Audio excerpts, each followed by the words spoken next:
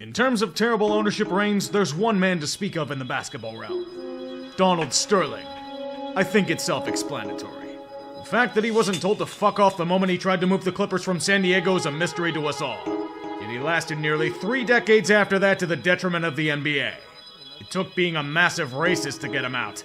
And he was rewarded for his incompetence with $2 billion. Yet what if I were to tell you there was another failure in basketball's ownership ranks? The Donald Sterling speed run, you could say. One that drove an entire franchise from the abyss to a place no one could even fathom. May I introduce you to Ted Stepien. Welcome to his infamous reign of error. But before I begin lecturing you about this horror, another one that should scare your tickets on the resale market. Alex Ovechkin just set the goal-scoring record on Long Island, and prices shot through the roof to see history. But fear not, for there's an app that can lead you out of the muck. SeatGeek, the sponsor of this video. You may not set records, but you can save significant time and money as it guides you through the resale market. All tickets available in the app are sorted from red to green on a 1 to 10 scale, green being good and red being bad. You can get a sneak peek from where you'll be sitting as well. Hobby doesn't need the code TREE, unfortunately. However, you can save $20 off your first purchase if you use it. SeatGeek's been my trusted source for getting tickets on the resale market for years, and will be for a while to come. Now onto the video. Even if you're an actively malignant owner, owning a professional franchise in the Big Four is a near foolproof investment. With consistently increasing team values as well as a seemingly endless pool of potential suitors to sell to, you could shit on the court and still make a healthy profit. But the NBA wasn't like this back in the early 80s. Basketball was in peril. Constant shifting of owners and locations, hemorrhaging money year in and year out. The players were better known for drug use than their on-court feats. Empty seats were irregular at games and next to no one watched on television. With this in mind, the Cleveland Cavaliers were also in this shit stew. Minus a miracle run in the mid-1970s, they were a team circling the drain, repeatedly losing money, games, and reputation at every turn. The only guarantee in recent times were empty seats at Richfield Coliseum, located 20 miles away from Cleveland. I wouldn't want to drive that far to watch this shit either. No one had the cash to run them in response. From February of 1980 on, original owner Nick Maletti sold his shares of the Cavs. This happened 3 other times in about a month. Over these transactions, a man named Ted Stepien would secure a strong majority of ownership. Stepien was a proud man. Grew up poor in Pittsburgh, star high school athlete, served in World War II as a bombardier. He took life by the bootstraps and built a successful advertising agency from next to nothing. The man lived the American dream. And his reward was all the riches in the world, yet there was an empty spot in his heart. He wanted affection. He desired something to fill the void of his wife's recent passing. Sports would be the conduit to this adoration. Owning a professional softball team and a minority stake in the Indians didn't quench the thirst. He was gonna go guns akimbo and become the knight in shining armor this franchise sorely needed. Vic, Steinbrenner, and Paul Brown all in one. Hell, look at his softball promotions. To generate buzz for his team, he dropped softballs from the tallest building in Cleveland to the waiting gloves of his players, and the windshield of a nearby car, and fractured the wrist of a woman watching. Snipe didn't have a lance to slay the damn dragon. Looking at Ted's reign, you'll see one thing pop up repeatedly. The dude was a fucking idiot. He knew nothing about running a basketball franchise, yet took center stage on all operations. You see, according to him, there are ones and twos in business. He was a number 1. He had an 8-foot plaque in his office that reinforced it. A 1 deserves premium upgrades. A cheerleading troupe called the Teddy Bears, who were mostly picked based on certain endowments, including his daughter. Paying for a new fight song. A polka in the 80s? Don't forget a new head coach. Stan Albeck's role in this new regime was to be fired. Eventually. But not before he wanted him to draft Chad Kinch in the first round in 1980. Guy no one knew, chosen by an owner who never watched him play. He also wanted Stan to draft Rich Yoniker because he knew his dad. You see, Teddy didn't believe in assembling the best teams possible. He was more interested in racial balance. Take it from the man himself. No team should be all white and no team should be all black either. That's what bothers me about the NBA. You've got a situation here where blacks represent little more than 5% of the market, yet most teams are at least 75% black. I think people are afraid to speak out on the subject. White people have to have white heroes.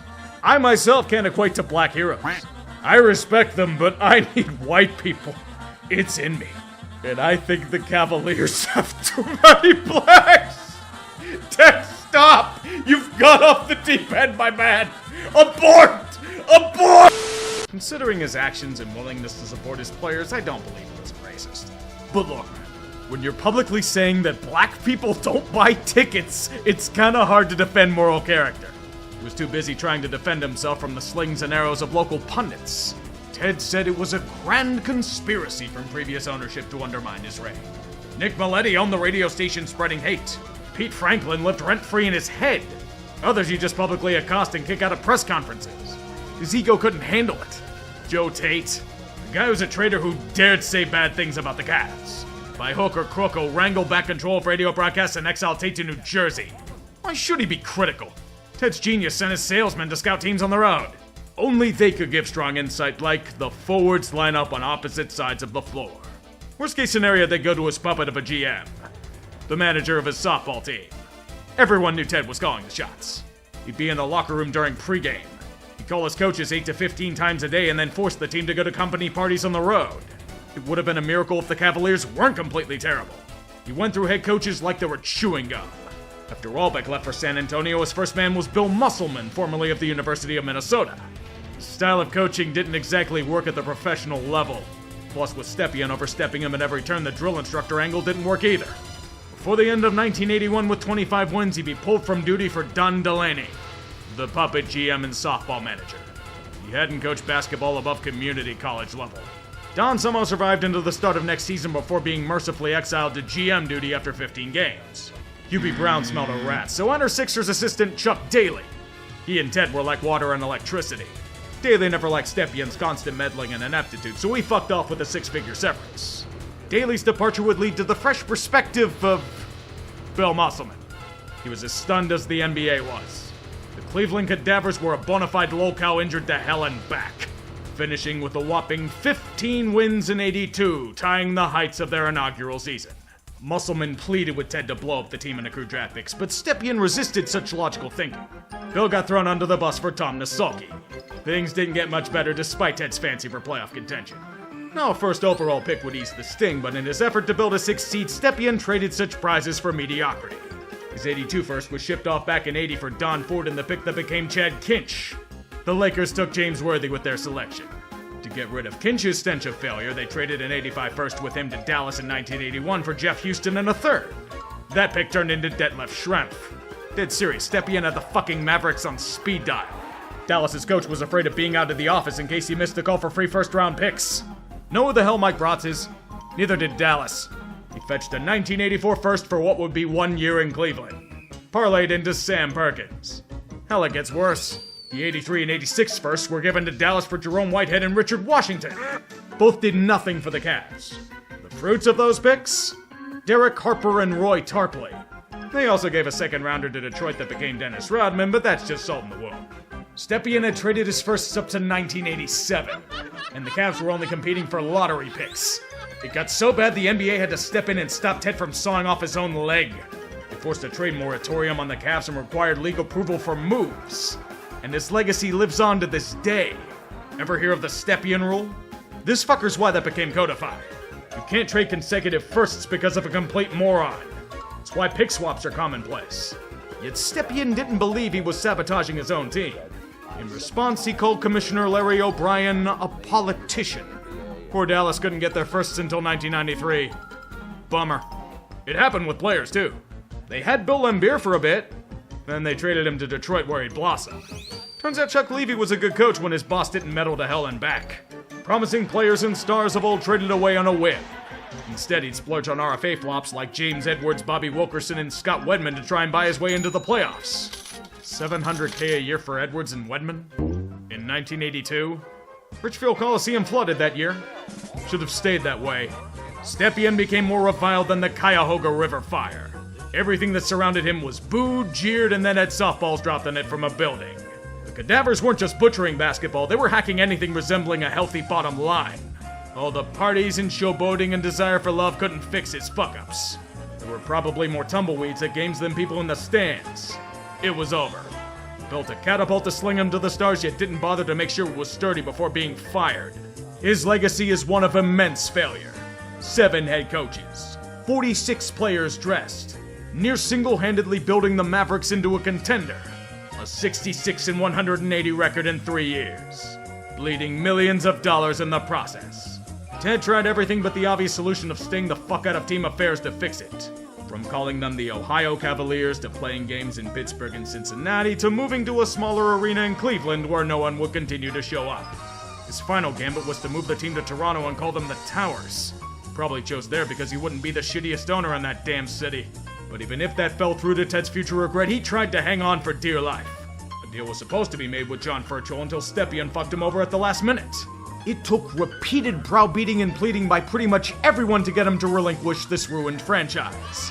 In April 1983, he get $20 million for the Cavs and his advertising and cable companies, going off into the sunset with his 21-year-old fiancée. The Guns were stuck cleaning up the mess, and the NBA allowed them to buy first-round picks in the year Stepien traded them away.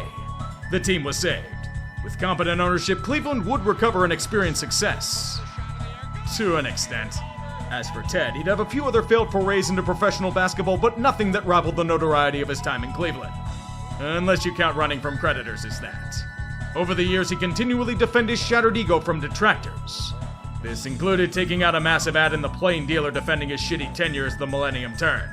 That would continue until he died of cancer in 2007. Ted Stepien was many things. A self-made man, a loving father, a stubborn son of a bitch, and concoctor of one of the finest reigns of error the NBA has to offer. If he were to do it again, he'd buy an hour of radio time each week to deflect blame. He learned absolutely nothing. His 3 years of hell will never be forgotten. Now I'm pissed that Donald Sterling survived for as long as he did. I'm not a racist. I made a terrible, terrible mistake. And I'm here with you today to apologize and to ask for forgiveness for all the people that I've hurt. I never dreamt that this could happen. It's a terrible, terrible nightmare.